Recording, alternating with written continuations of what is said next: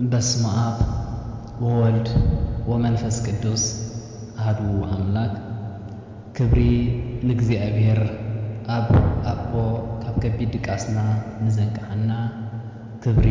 ንእግዚአብሔር ክርስቶስ ውሉድ ካብ ኩሉ ሕማምና ንዝፍውሰና ክብሪ ንእግዚአብሔር መንፈስ ቅዱስ ሰራጺ ካብ ኣርያም ንዘጸናናና ክብሪ ንቅድስት መንቅብ ኣልቦ ንዝኾነት ቅድስት ድንግል ንጽሕቲ ካብ ኣርያም ክብሪ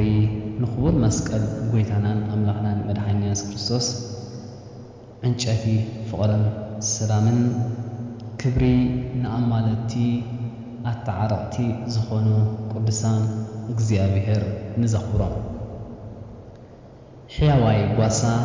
ጓሳን ምዃን ብኽብሪ ዝሸመኩም ጓሶት ምእመናን ምዃን ዝበቕዓኹም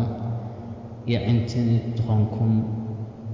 ድልድል ኮንኩም እተሰጋግሩ መስትያት ኮንኩም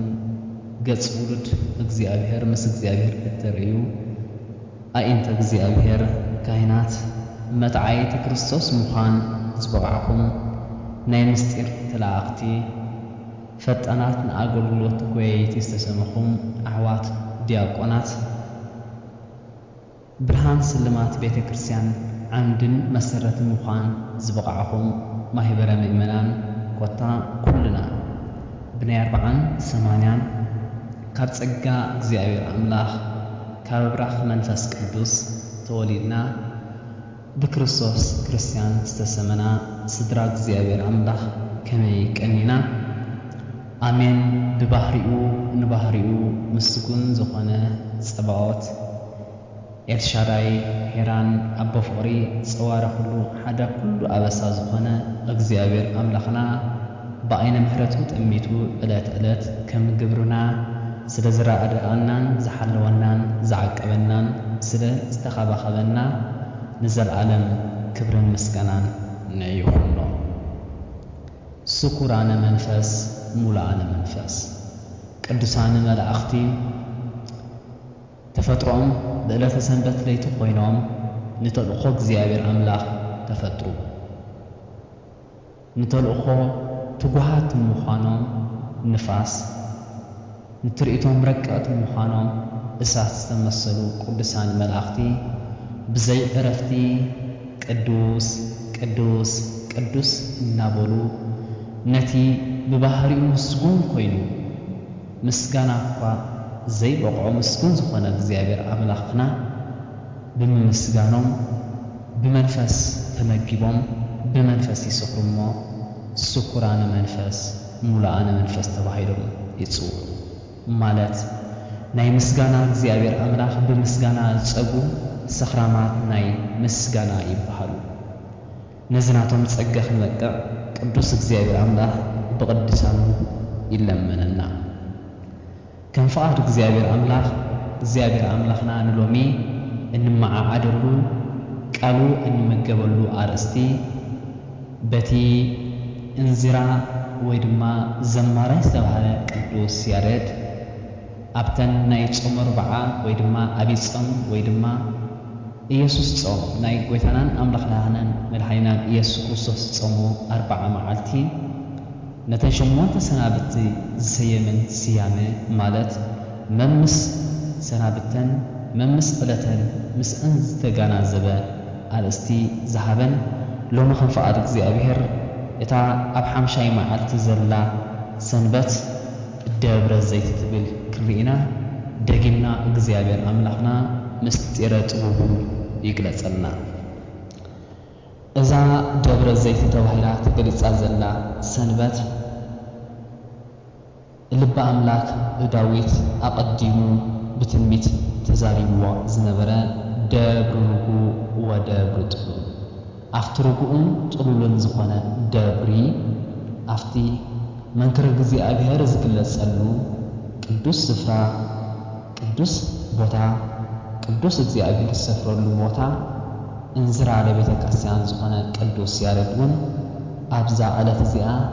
ደብረ ዘይት ክብል ሰየማ። እዚ ኣብ ወንጌል ማቴዎስ ምዕራፍ 24 ካብ ቁጽሪ 1 ክሳብ 45 ዝሕብሩ ዘሎ ሃይለ ቃል ደብረ ዘይት ደብር ክንብል ከለና ካብ ኩሉ ቦታታት ዝተፈልየ ካብ ኩሉ ቦታታት ምሕድግ ኢሉ ዝበረኸ ፍሉይ ቅዱስ ቅዱስነት እግዚአብሔር አምላኽ ዝያዳ ዝፍሰተሉን ዝያዳ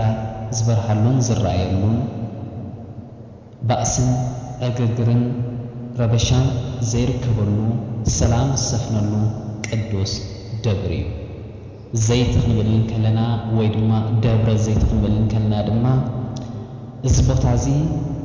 ብናይ አውሊዕ ዝተሸፈነ በውሊዕ ዝተኸበበ በውሊዕ ዝለምለመ ቅዱስ ስፍራ ምዃኑ ደብረ ዘይት ይበሃል። አውሊዕ ክንብል ከለና ለዋህ ገረብ ይበሃል። ምክንያቱ አውሊዕ ፈውሲ ናይ ኩሉ ሕማማት ምዃኑ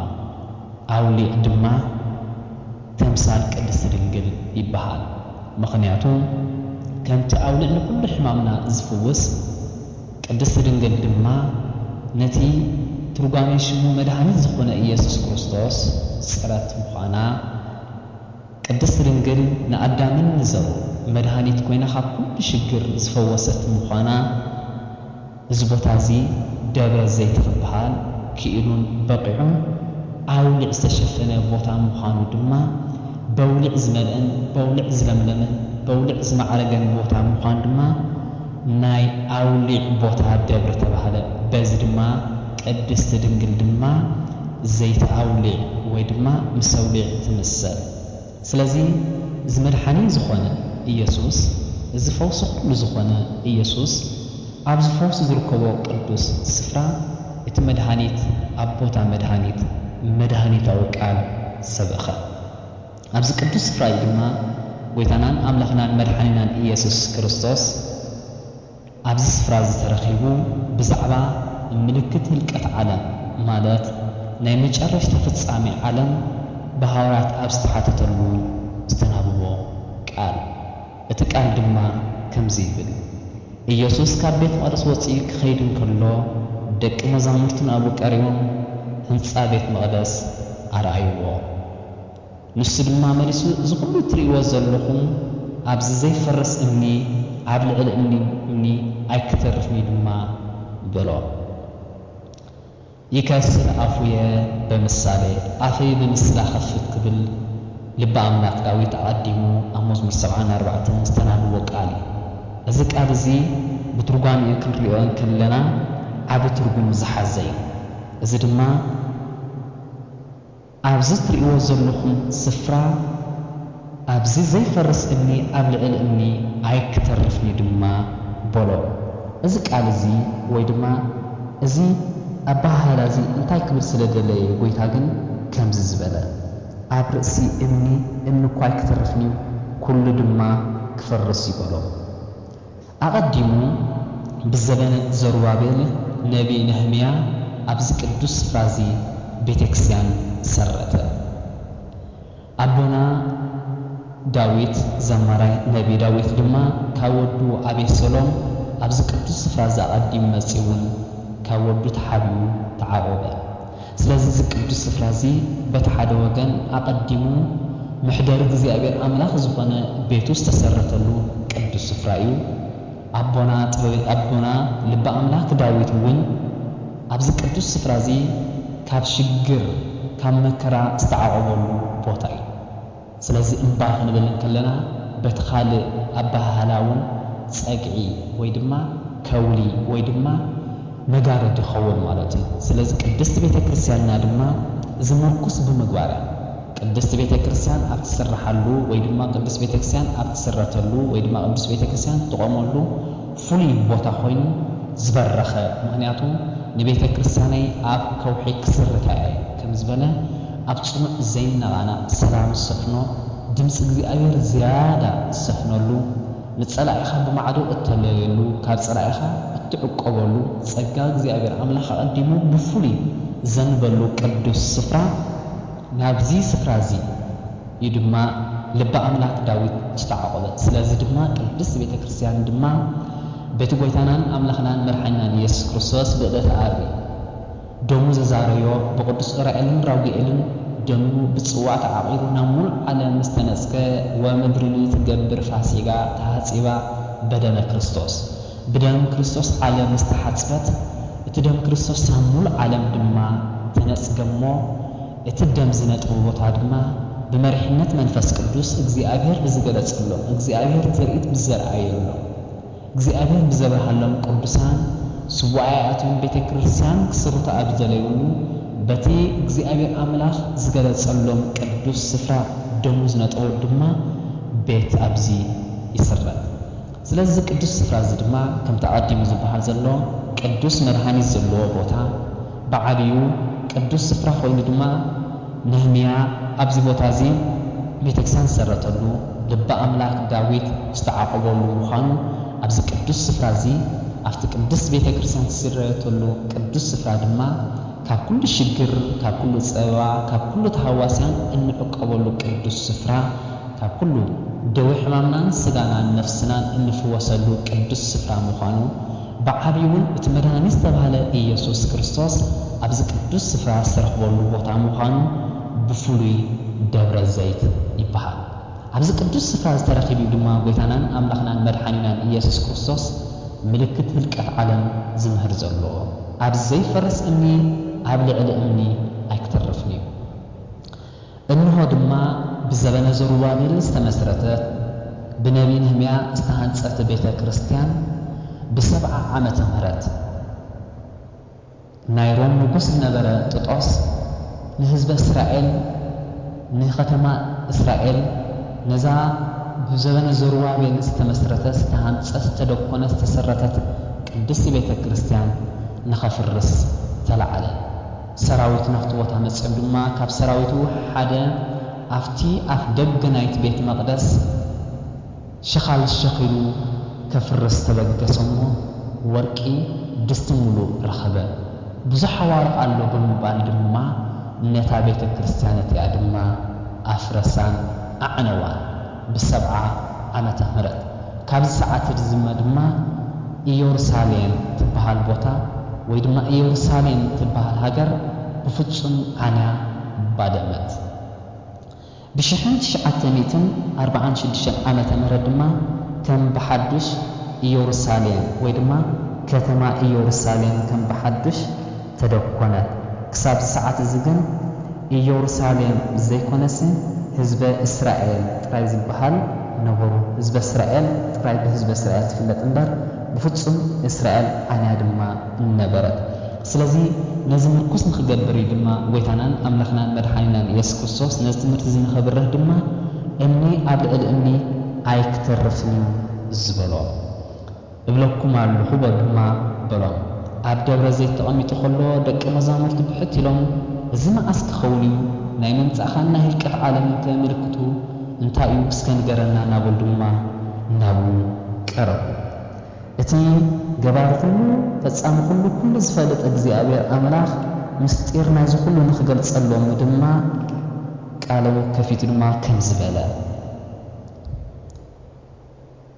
ሓደ እኳ ከይስሕተኩም ተጠንቀቑ ኣነ ክርስቶስ እናበሉ ብዙሓት ብስመይ ክመፁ እዮም ንብዙሓቱን ከስሕቱ እዮም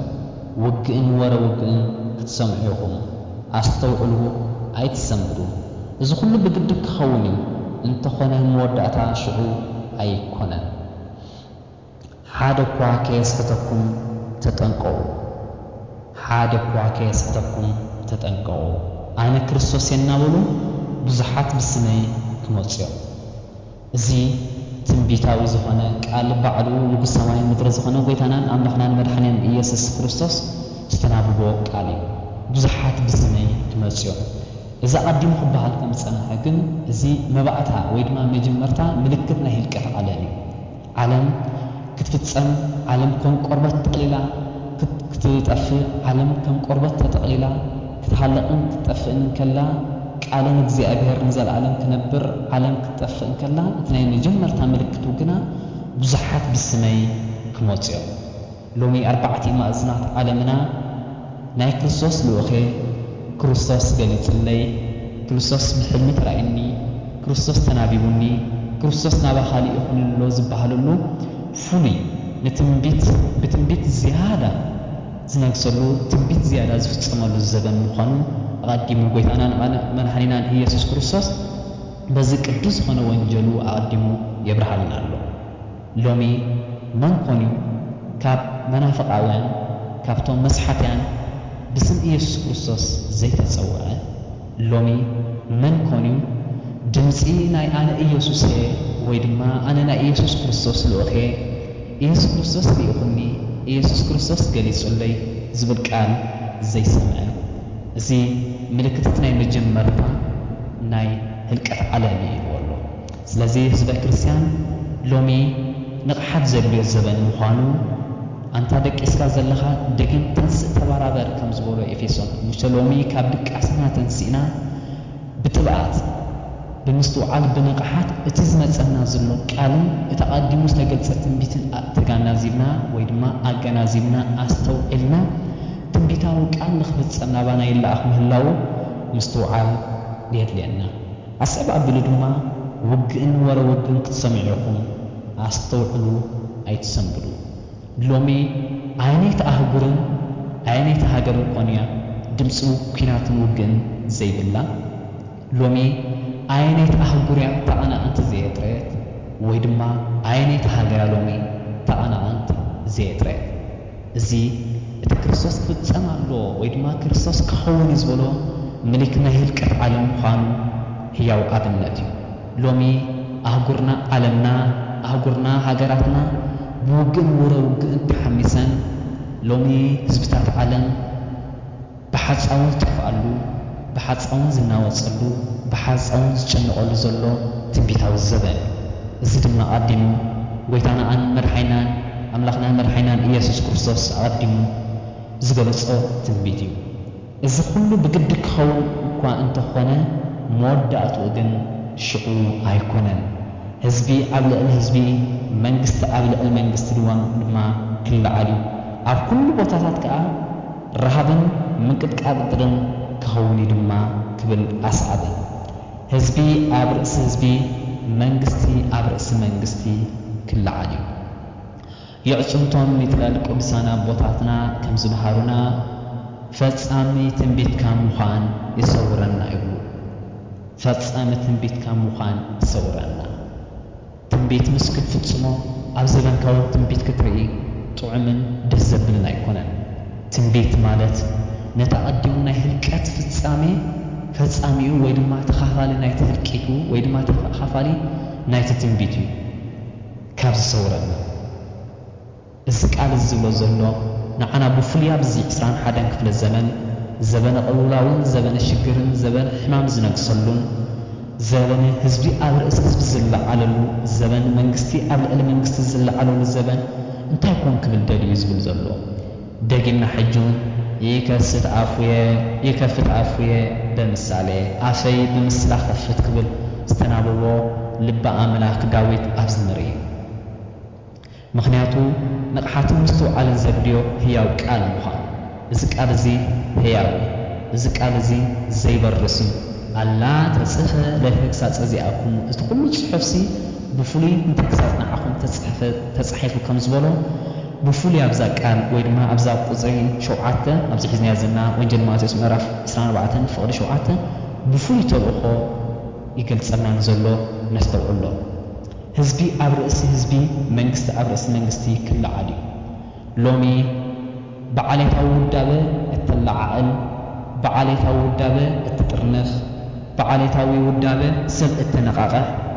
ዘለኻ ፈጻሚ ትንቢት ትኸውን ምህላውካ ይገልጽ ኣሎ። ሎሚ ህዝቢ ብዓልየት ብዓዲ ብኸምኡ ሰብ ጥርንፍ ዘለኻ ትንቢት ትፍጽም ኣለኻ። ሎሚ መንግስቲ ብርእሲ መንግስቲ ኩናትን ሽግርን ክውልዕ እተነቓቕሕ ዘለኻ ትንቢት ትፍጽም ኣለኻ። እግዚኣብሔር ኣምላኽ ብዝገለጸሎም ቅዱሳና ቀዲሞም ከም ዝበልዎ ግን ትንቢትካ ምፍጻም ይሰውረና እዩ። ዓሌታዊ ውዳበ፣ ዓዳዊ ውዳበ፣ ኣውራውጃዊ ውዳበ እትገብር ወይ ድማ ነዚ ከምዚ ዓይነት ውዳበ እትጥርንፍን ዘለኻ ናይ ትንቢት ፈጻሚ ምዃንካ በዚ ዘይበርስ ዘይክለስ ጽኑዕ ዝኾነ ዘይበርስ ፍጻም ዝግብኦ ዝተነበዮ ሕያው ቃል ይገስጸ። تكساس كم تقدموا تبهله كل تكساسي نعخاتكم يتصحف زبالهم تنبيت نخنفتصم نلع عزلنا كابس تنبيت الزخن وص قدوس እግዚአብሔር መንፈሱ ይላከልና ኣብ ኩሉ ቦታታት ከዓ ረሃብን ምንቅጥቃጥ ምድርን ክኸውን እዩ እዚ ኩሉ መጀመርታ ቅልውላዊ እንሆ ዓለምና ሎሚ ብሱናምን ብምንቅጥቃጥ መሬትን ተናዊፃ ሰላማ ጠፊኡ ኩናት ኣብእሱ ኩናት ውግእ ኣብእሱ ውግእ ምፍንቃት ሰብ ካብን ናብን ጥፍዓት ሰብ መንእሰይ ኣቦታት ኩሎም ብፍሉይ ዝጠፍሉ ዘሎ ናይ ትንቢት ዘበን ምዃኑ እንሆ ብግህዶ ንሪኦ ዘለና እዩ ሎሚ መንእሰይ ብሞት ዝቕፅዓሉ ወላዲ ነዊሕ ዕድመ ዝረኽበሉ ፍሉይ ትንቢት እዩ ሎሚ ጥሜትን ፅምእን ዝያዳ ልዕሊ ማንም እዋን ዝረኣየሉ ዘበን እዩ እዚ ግን ምልክት ናይ መጀመርታ ህርቀት ዓለም ምዃኑ ቀዲሙ ዝገልጸልና ዘሎ ኣስዕብ ኣቢሉ ድማ እዚ ኩሉ መጀመርታ ቅልውላዊ በቲ እዋን እቲ ንመከራ ሓሊፎም ክህብኹም ክቐትልኹም እዮም ስለ ስመይ ከዓ ብኩሎም ኣህዛብ ፅላኣት ክትኮን ኢኹም እንሆ ሎሚ ኣብ ቤተ ክርስቲያን ምህላውና ንእግዚአብሔር ኣምላኽ ንምስዓብና ከምቲ ክርስቶስ ከምቲ እግዚአብሔር ኣምላኽና ዝደልዮን ኣብ ቤቱን በቓሉን ብምህላውና ንእግዚአብሔር ኣምላኽ ብምፍቃርና ከም ድሑራት ኮይና ንፅላእ ንህሉ ንኸውን ሎሚ ንክርስቶስ ብምስዓብና ክርስቶስ ብምባልና በቶም ኣሕዛብ ዝተሰመዩ ዝኣመንቲ በቶም ኣሕዛብ ዝተባህሉ ጸረ ክርስቶስ በቶም ኣሕዛብ ዝተሰመዩ ንእግዚአብሔር ኣምላኽ ዝኽሓዱ ሎሚ ተጸሊእና ንክሓድን ንእሰርን ንቕጥቀጥን ክሳብ ሰማዕትነቱ ንበፅሕ ንህሉ ንኸውን እዚ እግዚአብሔር ኣምላኽ ኣቐዲሙ ዝተነበየ ትንቢት ንፍጽም ምህላውና ንሕና ከምዚ ዓይነት ፍጻሜ ምስ ንህሉ ግና ናይ በረኸት ተኻፈልቲ ትንቢት ንበሃል እንተነትዮም ነዚ ትንቢት ንክፍጽሙ ነቶም ደቂ ክርስቶስ ሰዓብቲ ክርስቶስ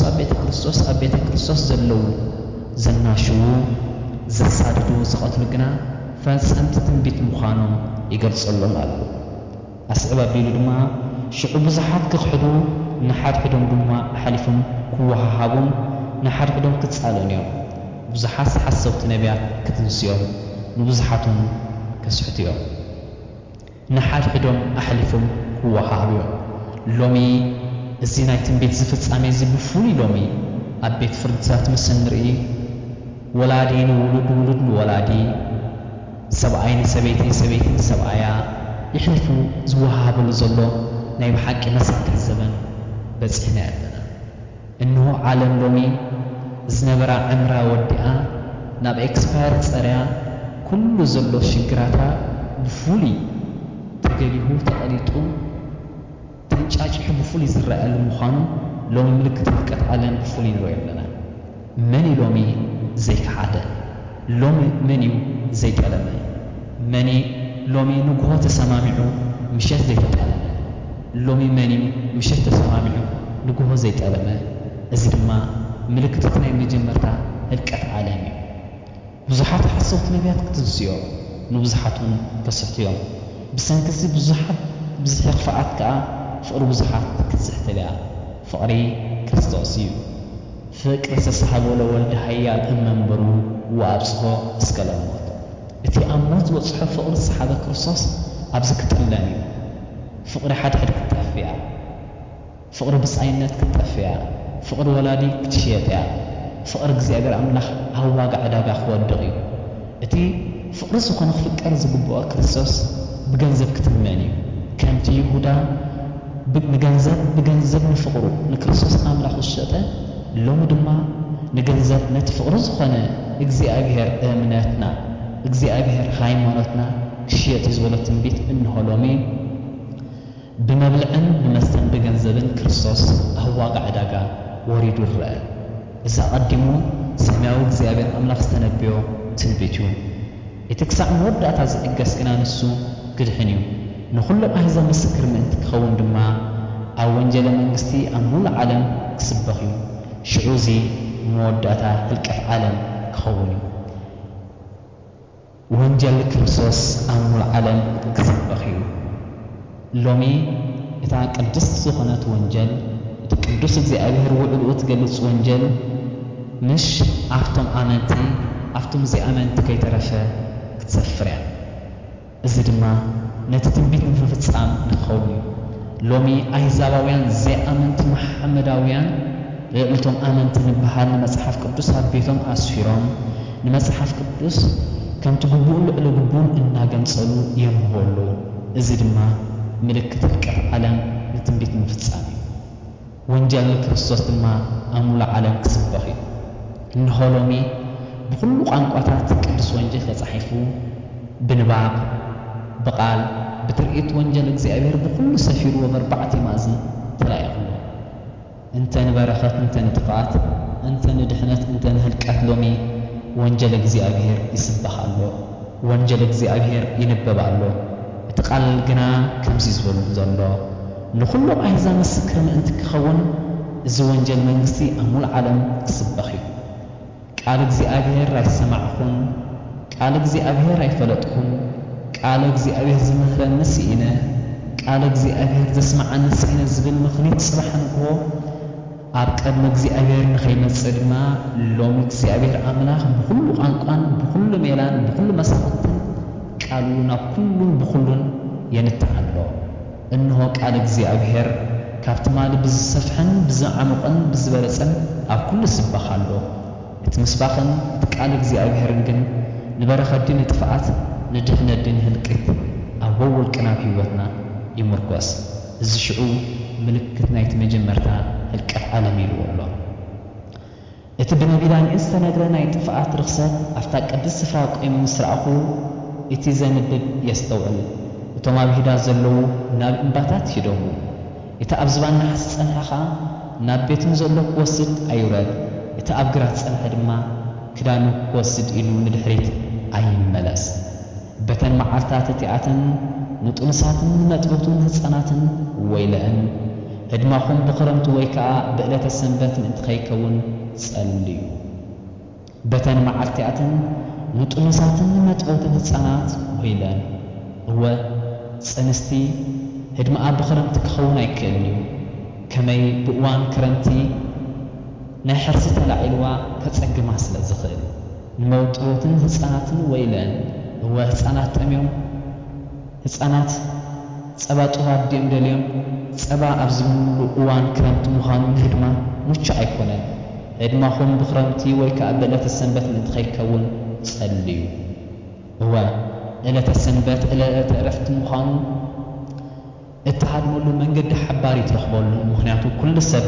ኣብ ዕረፍቲ ስለ ዘሎ ስለዚ ህድማኹም ብኽረምቲ ከይከውን ወይ ድማ ብዕለተ ሰንበት ከይከውን ተጠንቀቑ እወ ንጡንሳት ክብል እንከሎ ምስጢር ኣለዎ ብሕልና ሓጢኣት ጸኒስኩም ንብቓል ወሊድኩም ሓጢኣት ዝፈጸምኩም ወይልኹም ብሕልና ሓጢኣት ጸኒስኩም ብቓል ወሊድኩም ሓጢኣት ዝፈጸምኩም ወይልኹም ናብ ንስሓ ተመለሱ ልብኹም ቅደድዎ بما حاصل خنصحكم دغم حتى ጸኒስኩም ዘለኹም ሎሚ ብንስሓ ህይወትኩም ጽረዩን ጽረጉን ቅረቡን ብላሎ ህድማና ብኽረምቲ ወርሓት ዝናብ ምዃኑ ከይንሽገር ምክንያቱ ክረምቲ ዝተዘርአ ፍረ ዘይብሉ ዘለካ ሁሉ ኣብቲ ሕርሻ ዝተዘርኣሉ መፍረ ዘይርከበሉ ስለ ዝኾነ እንሆ ብዘይፍረ መዋዕልኩም ከይሓልፍ ብዘይፍረ ዕለተ ምጽኣት ከይመጽእ ኣብ ቅድሚ እግዚአብሔር አምላኽ ብፍርሒ ኣብ ቅድሚ እግዚአብሔር አምላኽ ብዘይፍረ ከይትጸንሑ ተጠንቀቑ ይብላሎ እቲ ቃል ከመይ ሽዑ ካብ መጀመርታ ዓለም ሒዙ ክሳዕሎሙ ዘይኮነ ድሕሪ ሕጂ ኮቶ ዘይኮኑ ብርቱዕ መከራ ክወርድ እዩ እተን መዓልታት እቲኣተን ክሓፅራ እንተ ዝኾና ስጋ ዘበለት ኩሉ ኣይምድሓነን ነይሩ ግና ከተን መዓልታት እቲኣተን ምእንትቶም ሁርያት ክሓፅራ እየን እወ እዚ እቲ ሓሳዊ መሲሕ እቲ ኣነ ክርስቶስ ኢሉ ዝነግስ ንጉስ ሓሳዊ መሲሕ እቲ ብምብራቕ መጺኡ ካፍታ ኣብ መቃብር ትሰግድ ኣብ ሓደ ኣረሜን መቃብር ትሰግድ ነበረት ብምግሳስ ዝተወልደ እቲ ናቱ ዘርኡ ካብ ናይ ድብን ካብ ናይ ሰብን ዝኾነ ሓንቲ ዓይኑ ደም ሰረበት ካብ ናይ ድብን ኣንበሳን ተፈጥሮ ዘለዎ ሓሳዊ መሲሕ أبز مصلو وان أبز ساعات زي كل سبنا أبز سجدلو كل سبنا أبز زنبيلو كل سب أبتعتي أبز خونلو بزحات سلازعلو بزح مكراس لازمت مئنت تنحريات جناتن معاتات تيعتن تصبقا خمسة أبدا مالت اتحسوا مسح زجاج قالوا 3 عامات نشدش تورحني معات جنا سي 3 سيسمولو نمعات الليتن كافت جبو يقلطف اتمنتاي مئنت تنحريات إذا أنت زي كونيرو حدا فطر ود عدام وخدهن أي مخالن يبلنا له شعو زخنا سب كريستوس منها أبز الله ويكا أبت الله أنت بلهم أيتمون مقنعته خام حسوت مسيحان حسوت نبيات كل عالية أنت تخالهم نتحرات كي تعرفوا كان مسحات عبي ملكة تعملات هو جبريا ستراك زي أبي أملاح إنه لومي مسحتان منافقان بزحت أملت تعملات بالمقبار نبزح جره لبات صعدا أيمرو صعدا ورزقنا لبي جره لب منسي يتعللو يهلو قول لومي تأمر من زي فتسة وانجيل ماتوس مرح شوعته قريسو إنه ويتا بسكا بزحت أمرات دي قبرنان بزحات حماد دي فوسنا بزحات دكام ملتان أيتن سأنان كلون يوم أنتم زينا يبول كيلو كاباير حاو خلومي يبل سلازي لومي بجبرتات تأمرات منافقان تتعليلنا بقالات جبرن منافقان تدرخنا تتعليلنا تصحيبنا هاي مانوتنا أمتنا كريستوسنا زغحدنا فتصمت من بيتكويننا لنا نستقبل إنه عديمنا جركم الله بعر إنه عم مدربدا الله أنت بالخم نوي تخيدون إنه عاوشت بيت الله أنت بالخم عيتمون كميسي مبرأ كم مبرأ وصل إقسام مبرأ كم زرع مسعت ولد ما كمو كحولي هذا عادي ملبى أملاك داويد أموز مرحم صاف ولا سلسة كسب 4 أقدمه قليل سويه إجزاءه رمت جهاد وأملاك نهي إيانا من إسهاتي وصل أدمه إلوا أملاكنا كمتصيو جنا الصراحة حلو أيقون زمت هذا كمي إزبال حوي الله هو ولا نفاسني خبو نسوس بكفرتون كله مسكر خنام بسماين بمدرن إننا تناوصة كمتصيو يبل تزي برسي أو قال እግዚአብሔር አምላክ ስለዚህ መስዓት ክርስቶስና ከምትና ይቀደም ዘይኮነ بفولي كبرن بفولي ግርማን بملائكة عجبን بزمارين ቅዳሴን ውዳሴን بدمጽ መለኸት መላእክትና ተነፍዒ ዝመጽ أسئلة بالدمان هو كم زبل كميسي مبرأ كم مبرأ وصلت سامع كم زرع مساعات ولد سبد ما كم كخوني جنبي أرزلوا أمرات كعو يوم كأكبو بحرناتهم معطات تياتهم مكرخاء بقولوا بوص حي كتسل متيا ورحون برهان هاي كتنيا واخد كاف سماي خود كم حيل ثاس سماي دما كنا وصل شعخاء ملكت ود سبعة سماي كرايو إنه دما كل عالم زبل وجنات ود سبع حيلن بعد خبرن بدمنا سماين كمتشيو مسرع وخبي خيوم نسون ملأخت ورت أدمت ملأخت في الأخم نساتهم ما نحرياتو كاب حدا وسن سماي كسبت وسن سماي كاب 4 مأذن كأكبوهم يبل هياو قال هو مسعت ولد مران كريستوس كانت ناكم حجي ندحنا زي قنص نفرديو كنتي إلا أبوسو ولا لا أبوسو كأني موتة زبدلون زي بدلون أبعد بارنت ديابلوس عمجزات ديابلوس نبره حرخو صمزلسة حجكن قويتانان أملاك دان مدحينا نسكرسوس سجالة بزيكونس بملكوت هاو قرمو إزمت صلو ندحنا زيكونس نفرديو اتفرد ما ويفرديو لو كله بكما مقبارو نقولو كان قبلو فرديو كم زبلو كان جبرنا زفدل وان خوني مسلاو كابون بلس تمهالو شنفرا مسلم لما قصرا مستطعة حاجة كم زقربت تفضيهم كم وقان سخابت نزو كل نجارات زي مسرعهم أب أفدق خم زقربة فلتو إذ نجارات زي كل خص عزفتم زول رز كم زي حلف بحق لكم الله سماين مدرن كحلفيو كعلينا أي كحلفني هو سماين مدرن كحلفيو قال እግዚአብሔር አይከሐልፍዩ ሰማይ ከሐልፍዩ ቃል እግዚአብሔር ኣይክሓልፍን መዓልታት ክሓልፍ እዩ ሰንበታት ትሓልፍንያ ምድርኽ ትሓልፍያ መንግስተ ሰማያትን ሲኦልን ኣይክሓልፍን ደቂ ሰባት ድማ ናፍቲ ዘይሓልፍ እንተ ንበረኸት እንተ ንመርገም እንተ ንመንግስተ ሰማያት እንተ ንገሃነም እሳት ከም ግብርና በቦታና ስፍራና ሒዝና እንተ ንዘለዓለም ሓጎስ እንተ ንዘለዓለም ስቃያት እንተ ንዘለዓለም ፍሽኽታን ሓጎስን ምስ እግዚአብሔር ምንባር እንተ ብጭንቅን ብስጭትን ኣውያትን ቁዝማን ኣብኡ ንዘለዓለም ምንባር ኩሉ ይብሎ እዚ ያውቃል ነተን መዓልቲ እቲኣትን ነታ ሰዓት እቲኣትን ግና ብዘይካ ኣቦ ኮይኑ ናይ ሰማይ መልኣኽ ዝኾነ ወልዱ እኳ ሓደ እኳ ዝፈልጣ የብሎን ከምቲ ብዘመን ኖህ ዝኾነ ምጽኣት ወዲ ሰብ ከዓ ከምኡ ክኸውን እዩ ከምቲ ቅድሚ ማይ ኣይዝነበ ቅንያት ክሳዕታ ኖህ ኣብ መርከብ ዝኣትወላ መዓልቲ ክበልዑን ክሰትን ከውስቡን ክዋሰቡን ፀንሑ ማይ ኣፍ መፂኑ ኩሉ ክሳዕ ዝጠፍእ ዘይፈለጡ ምጽኣት ወዲ ሰብ ከምኡ ክኸውን እዩ እወ እግዚአብሔር አምላኽ ብኽብሪ ግርማኡ ክመጽእ እግዚአብሔር አምላኽ ንፍርዲ ደቂ ኣዳም ክመጽእ እታ ኣዳሚት ምጽኣት ግና ሞት እያ ሎሚ ንምጽኣተ ክርስቶስ መዓስ ኮነ ኢና እናበልና እንጽበ ዘለና ሎሚ ምጽኣተ ክርስቶስ ናይ ሓቂ እንተዝህልው ንዘበናት ከምኡ ተባሃለ ከምኡ ምርኣና ወይ ድማ ተፈጸመ ነይሩ ኢልና ንጠራጠር ዘለና እታ ኣዳሚት ምጽኣትና ግን ሞት እያ ሓደ ሰብ ካብዚ ዓለም እዚ ብሞት ምዝውሰድ እታ ኣዳሚት ምጽኣቱ ንስኣ እያ ኣልቦ ንስሓ እምድሕረ ሞት ሓደ ሰብ እንተደኣ ሞቱ ዳግማይ ንስሓ የብሉን ንስሓ ብኣካለ ስጋኻ ኣብ ቦታ ዓለም ብስጋን ከለኻ ዝፍጸም ዳ እምበር ካብዚ ዓለም እዚ ብሞት ተወሲድካ ኣብ እዋን ፍርዲ ወይ ድማ ድሕሪ ሞት ንስሓ የለን ከመይ ናይ ንስሓ እዋን ኣኽቲሙ ናይ ፍርዲ እዋን ስለ ዝኾነ ስለዚ ምጽኣተ ክርስቶስ ገና እዩ ምጽኣተ ክርስቶስ ምስ ቀረበ እቲ ናቱ ምስልታት ምስ ረኣኹ የርክበሉ እንብል ድኹም ኣተሓሳስባ ሰነፍ ዝኾነ ኣተሓሳስባ ንሓስብ ዘለና ነስተውዕል እታ ኣዳሚት ምጽኣት ሞትና እያ ሽዑ ክልተ ሰብ ኣብ ሓደ ግራት ክጸንሖም እቲ ሓደ ክውሰድ እቲ ሓደ ድማ ክሕደግ እዩ ክልተ ኣንስቲ ኣብ ሓደ መጥሓን ክጥሕና እየን እቲ ሓደ ክውሰድ እቲ ሓንቲ ድማ ክትሕደገ እምበኣርከስ ጎይታኹም በይነይት መዓልቲ ከም ዝመጽእ ኣይትፈልጡን ኢኹም እሞ ንቑ ግናኸ እዚ ደኣ ኣስተውዕል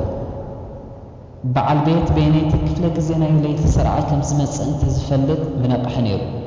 ቤቱ ክትቋዓቱን ኣይመሓደጋን እምበኣርከስ ንስኻትኩም ወዲ ሰብ ብዘይሓሰባ ሰዓት ከም ዝመጽእ ክመጽእ እሞ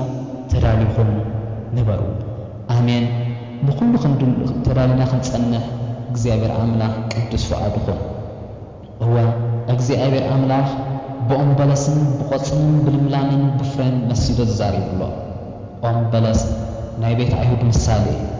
ቆጽሊ ናይ ቤተ ክርስቲያን ዘዕነወ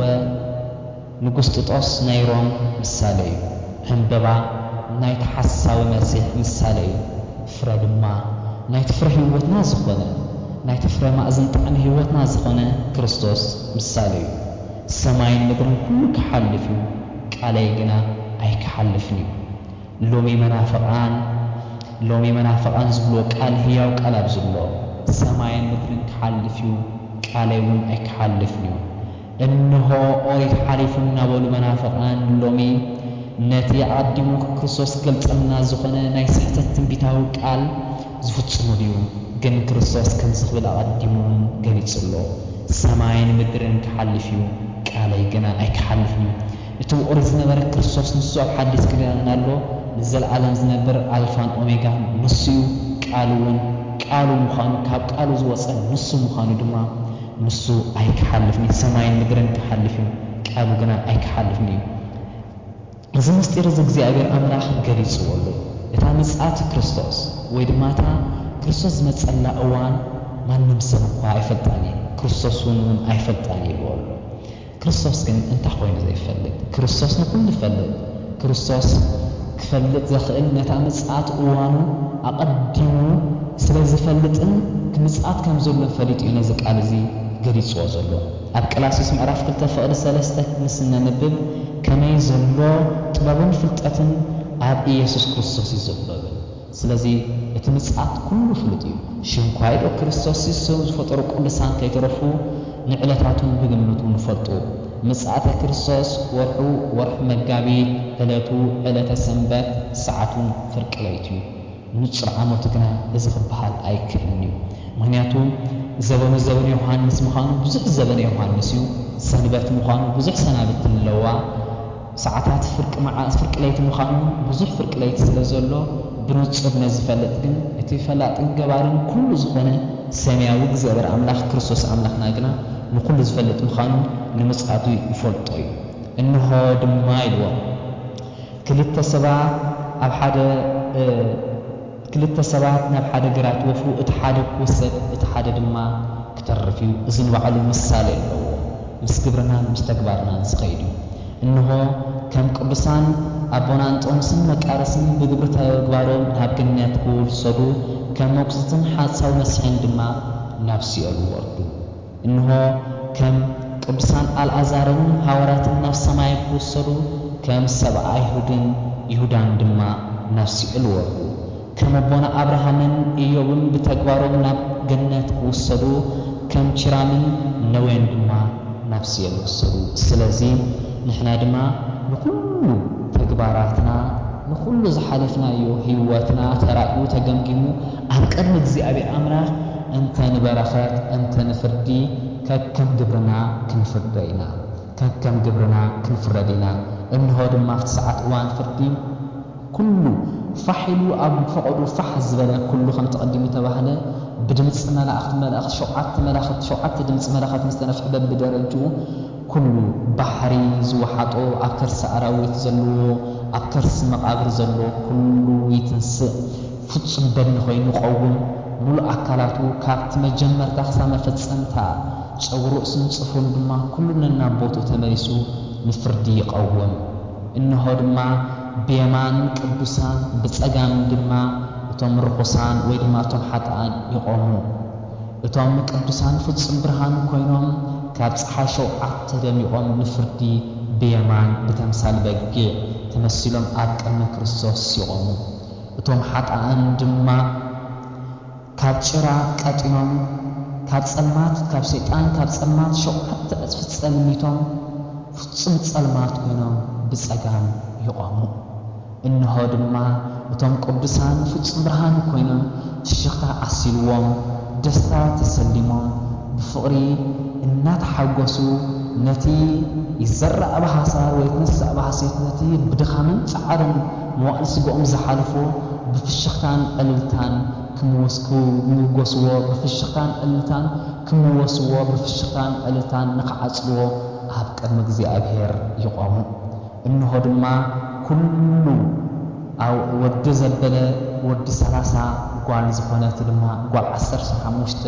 ዕድመ ኮይኖም ኣብ ቅድሚ እግዚአብሔር ኣምላኽ ይቆሙ እንሆ ድማ ሰማያዊ እግዚአብሔር ኣምላኽ ናብቶም ብየማኑ ዘለዉ አንቱም ቅዱሳናይ ጠሜ ዝብላዕኹምኒ ጸሚኤ ዘስተኹምኒ ሓሚመ ዝበጻሕኹምኒ ኣሪቐ ዝኸደንኩምኒ ተኣሲረ እግዚአብሔር ፍታሕኻ ዝበልኩምኒ ዓለም ቅድሚ ምፍጠራ ዘዳልኹልኩም መንግስተ ሰማያተይ ውረሱ ይብሎም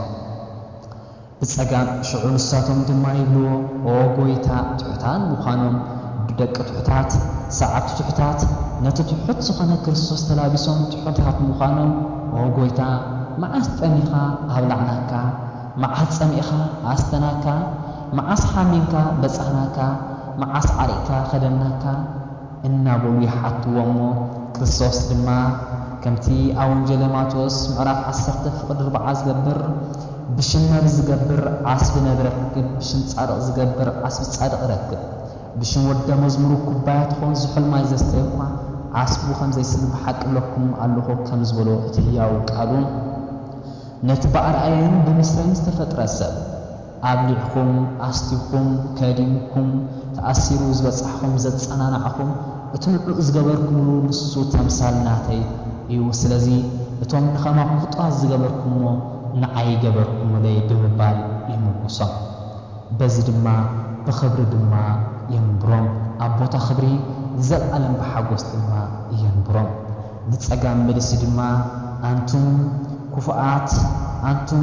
كاب حجين كاب قالين زرحكم أب عالم بحجوسن بفشختان بعللتان بدستان تنبرون نوركم أنتم أنصار حجين قالاتين تنبرون نوركم أنتم أملاخناتين زخحاتكم تأمي زيبلعكمني سامئ زيستخمني نابلنا تشدشت قالات وانجل زي فتسمكم لي عالم المفترع زبده لكم جهنم إساء كيلو رسول الله ساتون دما عبويتا ما أستمخا رأناكا زي بلعناكا مو ما أستمخا مو سمخا مو نسيخانا زي استناكا نولو يحكوي وكوس ومو اكزعبير عملا خدما يبلوم نتوان بعرعين بمسلم استفطور زي قبركم لهم نعي أي قبركمن كمي نتوان نعي بمسلم استفطورو نعي سوهو بعرين استفطوركم انت تقبرنيكم لقح وين لومي مالسكم ويدما زرق حومني متملسكم نيرو سلازي معهم بزي مقباركم نعيون أي فتسكم كيدو الحال كباير حقهم بالدما نفتي عالم كلم مفتارو زدالو لهم جهنم إسات يوركو أو دما سقوا من نعصمتم أنقوا من متنون بيكاترو بزل عالم سقايات بحالم قطعت سقاي دما النات تشفشفو نزح حلفت زي ونزل عالم أبوتا سقاي ينبرو أو آويات اللو بلو زي تقم آويات أو نبعات اللو بلو زي تقم نبعات أو محرق أماسنا اللو بلو زي تقم حرق أم أسنان أو أدوكوا زيت بدلو كبيت بوتا سقاي يبلو قدوس እግዚአብሔር ስለዚህ ስድራ እግዚአብሔር አምላክ ምልክት ህልቀት ዓለም መባዕቱ መፈጸምቱ ንዚና በለ እግዚአብሔር አምላክ ኣብቲ ቅዱስ ስፍራ ኣብቲ መድኃኒት ዝኾነ ኣብቲ ሎሚ ጸግዕን ባናም ዝኾነ ኣብቲ ሎሚ ቅዱስ ቤተክርስቲያናት ተምሳል ደብረ ዘይትን ምዃን ብዝሒ أولي تتخللو أولي زيادة تتخلو زفريلو قدوس سفرة زخونة مثال زخونة أفتو قدوس دبر الزيتي نايلوم قدوس بيت كريستيان إذك على زيت مال الهوارة حزبلون لمدما بويتانان أملاقنان مدحينان فوسي هوتنا فوسي كل حمامنا فوسي كل شجرنا زخونة بويتانا قدوس بيت كريستيان أفتو أدماس كل زخونات من جدحنتنا زخونات تمثال من حزبنا كافت مكرا زرحانة قدس بيت كريستيان كوينو أب أفتهم زق أجلجوت حديرو لمون ملأختهم قالوا يحلف الله زستوعب المنفس قدسنا أبيت كريستيان زبلان زلو يسمع كم زبلا أبرأ يوحنا سمعرف سلسلة الجمر حجون نحناون نزق على سمعنا كابز تنبيت زنبت سام تلاقنا أفتنا يزال عالم رست እግዚአብሔር أملاك كنبر እግዚአብሔር مستوعب طببو يعدلنا أتون فنسان تنبيت نخون زلنا كي تردأنا نتعم سجانا ننبر نتور أخوتن بيت نفتسم زلنا دقيم يا أخلنا أنت دك إسكا زلنا دقيم تنس تبرابر كم تبهلنا كابتي منفس عود كاس كابتي منفسنا دك إسو زلو دقيم تبرابرنا أفتكن هلوان بخن هلوان زقبأنا حلنا نايزل عالم رستكن ورس እግዚአብሔር አምላክ ይጽዋዕና ሎ ንጻውዕት እግዚአብሔር አቤት ንበሎ እግዚአብሔር አምላክና አቤት ይሉ ዘለዓለማዊ ርስቱ ከውርሰና ንዝመሃረና ንዝመዓደና ዝገሰጸና ዝሓለወና ሰማያዊ እግዚአብሔር አምላክና ብቅዱሳን ዘለዓለም ክብርን ምስጋናን ይብጽሐዮ ወስብሐት ለእግዚአብሔር ወለወላዲቱ ድንግል ወለመስቀሉ ክቡር አሜን።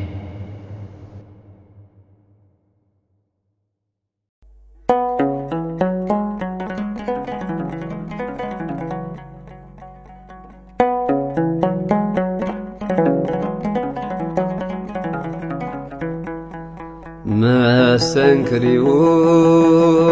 እትፍቅሩ መዳርክቲ አልቦ ትዕግስቲ